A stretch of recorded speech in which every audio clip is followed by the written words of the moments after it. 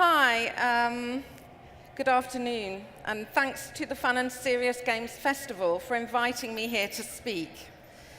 My presentation today, State of Play, will provide you with an overview of the work we're doing at Women in Games in the United Kingdom in equality, diversity, and inclusion in the game industries, and end with an outline of a three-part research project I have started working on called Equality, Diversity and Inclusion, Enhancing Competitiveness in the UK Game Industries and Talent Pipeline. Sorry, I've just got something in my eye. Just going to get that out. Okay. The project, Equality, Diversity and Inclusion in the Games Industry, was launched last year with the support of UKI. UKI is the UK trade body for interactive entertainments in the UK. I am the CEO of Women in Games. I work part-time, and I'm also a consultant and a researcher in equality, diversity and inclusion and education, particularly in the fields of games and wider art and design practices. For a decade, I was a director for a BA in Games, Art and Design and created an MA program in games at Norwich University of the Arts. When I took up my role at Norwich University, I had no female staff and no female students. When I left, I had designed a curriculum which explored and discussed gender representation in games, and I had a 50-50 staff balance, and 40% of my students were female. In 2015, I researched and authored a research report for Next Gen Skills Academy in the UK on gender inequality in the game industries. It was published in 2016. It's a 14,000-word report, so it's not light reading, but if you were interested, it can be found on the Next Gen website.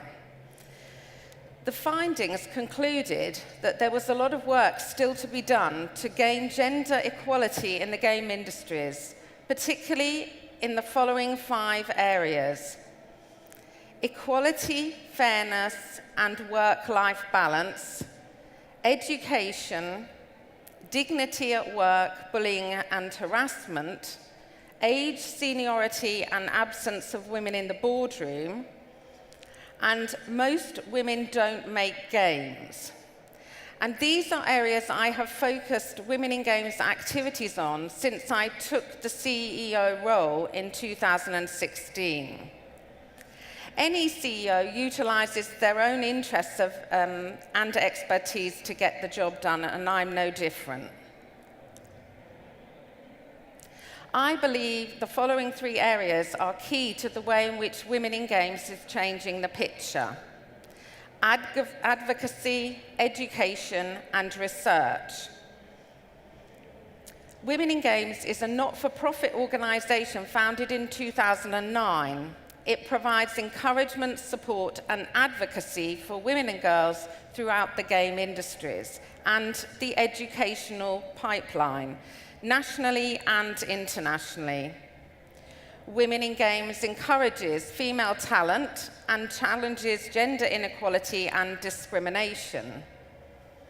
Women in Games collaborates with a range of partners, nationally and internationally, who share our values. We work with others to conduct actionable research, influence policy and legislation, and deliver transformative programs that promote positive female role models.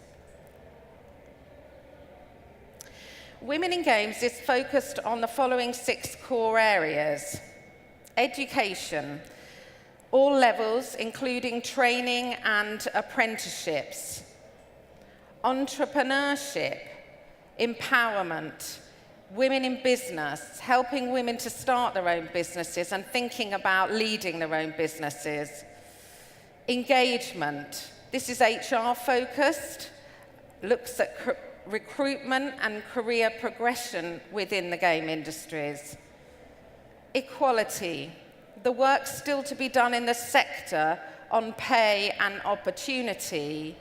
A recent report that was done by gamesindustry.biz found that women were, on average, earning £7,000 less than men for doing exactly the same job. So that needs some work. Evolution, diversity in game development from concept to market, just making sure that the content, the product, the games are diverse. Esports, an area that we've been getting increasingly involved in, developing and promoting diversity in an emergent sector. Yearly in September, we orchestrate the European Women in Games Conference. This is a 2-day event and is open to everyone. We run awards during the conference, and this year, for the first time, we had 2 MPs involved.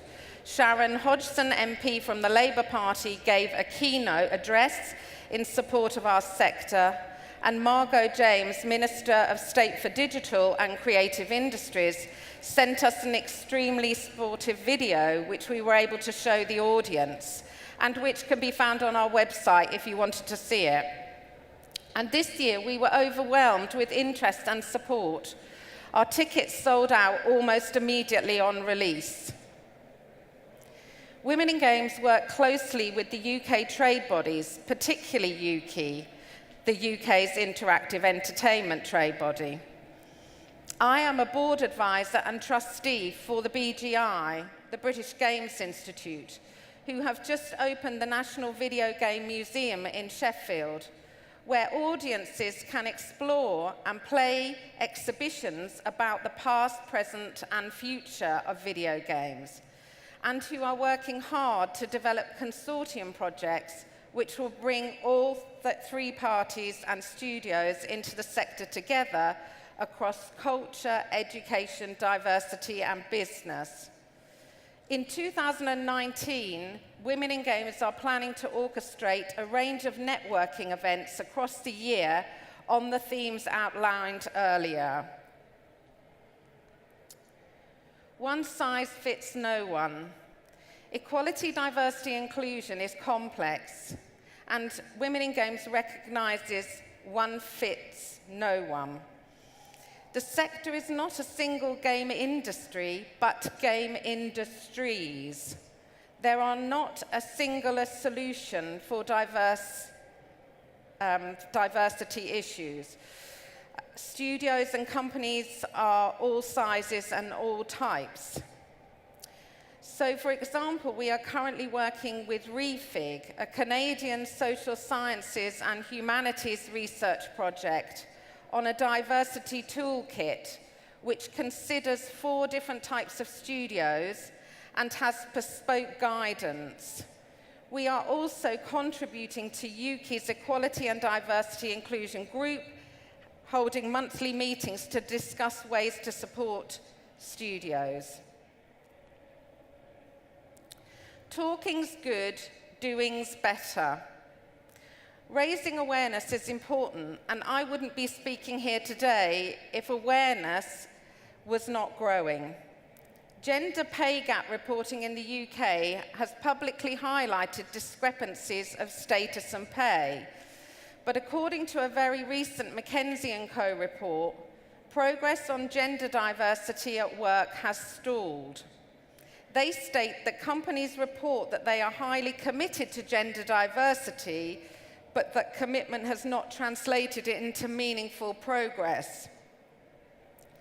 To achieve equality for the game industries, companies must turn good intentions into concrete action.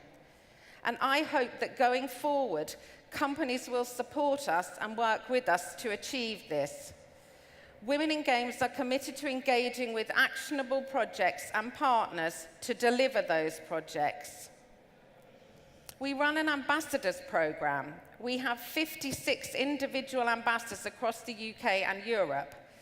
The program was seed funded by Google and provides each ambassador with £100 to run an event.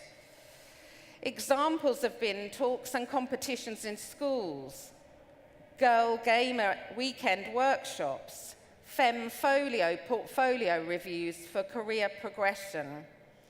Here in Spain, Maria Fernandez Hermida from Gato Studios is running an event this month, which is a talk and a round table.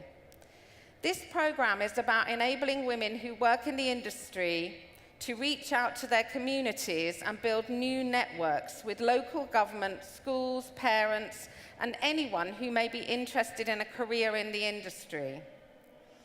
We work with university partners and academic partners such as ReFig, Refiguring Innovation in Games, which is a 5-year project supported by the Social Sciences and Humanities Research Council of Canada, and is composed of international collective of scholars, community organizers, and industry representatives.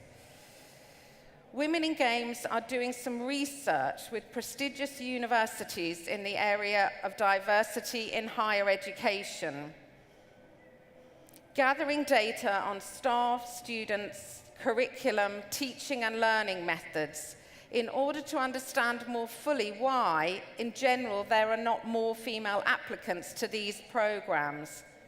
Ultimately, we hope to provide guidance and support for the educational sector. Another program we have is XP for Girls, a program aimed at girls at year 11, which is age 15, when they begin to make career choices on higher qualifications for university and college. Taking girls in pairs into studios for 2 weeks, where they learn what it's like to be in a workplace environment and what a job in the games industry feels and looks like. The pilot we ran for this program was 100% successful, and the girls that were involved in the first pilot program changed the ideas they had about what career they wanted to take and the qualifications that they needed to get a career into the games industries. We have recently developed and designed a studio diversity guide in partnership with Google. This is designed to provide companies with tangible steps that they can take and measure, which will improve gender equality and wider diversity and inclusion. It enables the company to make a pledge, which is publicly seen on the Diversity Guide website. Facebook and Yuki are supporting the dissemination and communication of this. It'll be launched in the new year, so watch out for it. In 2018, Women in Games led on an experts' discussion on increasing female interest and participation in esports careers at the inaugural Global Esports Forum put on by Intel and ESL. 4 leaders from Women in Games groups in the UK, France, Germany, and Italy drafted a set of recommendations in a paper which are now published. A follow-up summit was held recently at Game Rome, chaired by myself, to take ideas forward. A summary of the report is available on the Women in Games website, and a full paper can be obtained by writing to Women in Games directly with a request. These are just some key examples of activities taking place. Unfortunately, there isn't enough time to tell you everything. But in the new year, we will be publishing and communicating all the activities Women in Games are engaged with and ways that you can get involved. You can only solve what you can see. The Creative Skill Set Employment Survey, which we use in the UK as the data stat for women in the game industries, indicate women make up 19% of the industry. Unfortunately, from that data, we don't actually know what roles women make up in that 19%. So in many respects, it tells us less than more. The work was not designed to be longitudinal, and no further reports of this depth have been done. So we simply do not know what the problem really is. We don't know this for the UK, or fully for other parts of Europe. And until we actually really understand how the sector is made up, and until we really have that data, we're not going to be able to solve the problems, because you can only solve what you can see. This is why I started work on new research to get the data and knowledge needed. Meaningful research takes time and costs money. UKI have supported the very early stage of this research, and currently I'm talking to a range of partners in both business and academia to get phase 2 done. I'd also like to work with our Women in Games European partners on this, as well as studios and organisations in Europe. So the first part of this work was a state of play audit. It was to try to understand what exactly had been going on in the sector and was going on.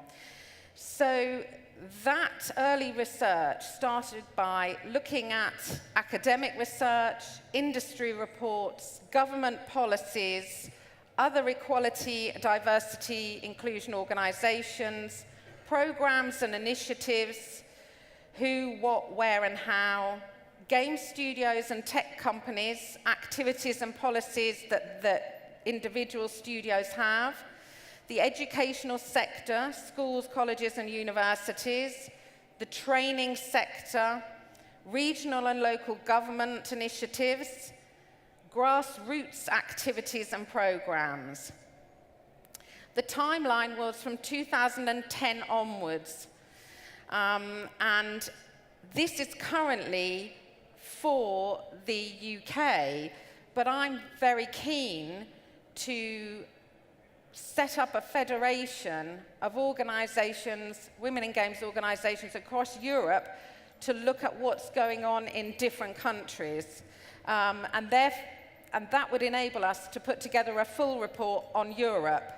At the moment, we have some statistics from Canada and the US via the IGDA annual report, but we don't have anything in Europe. So that's part of my vision, to get the work done in the UK, but then link that and join that up with organisations across Europe.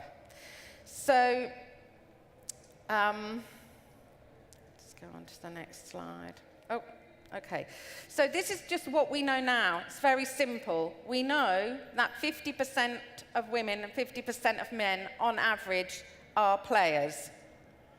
What we know in the UK, from the old data we have, is that 19% of women work in games. But as I said earlier, we don't know in what areas they work. So it's not granular enough. It doesn't tell us enough. Empirically, I know that a lot of women work in traditional roles such as marketing and HR. They're not working in dev teams. And I think that's an area that we need to focus on. So going forward, I think that for Women in Games, it's to work internationally, work with allies and advocates, garner long-term industry sponsorship, engage with universities on collaborative research, further extend our ambassador program across Europe, advise and work with government, and other third-party organisations. As I said, try and set up a European federation of women in games.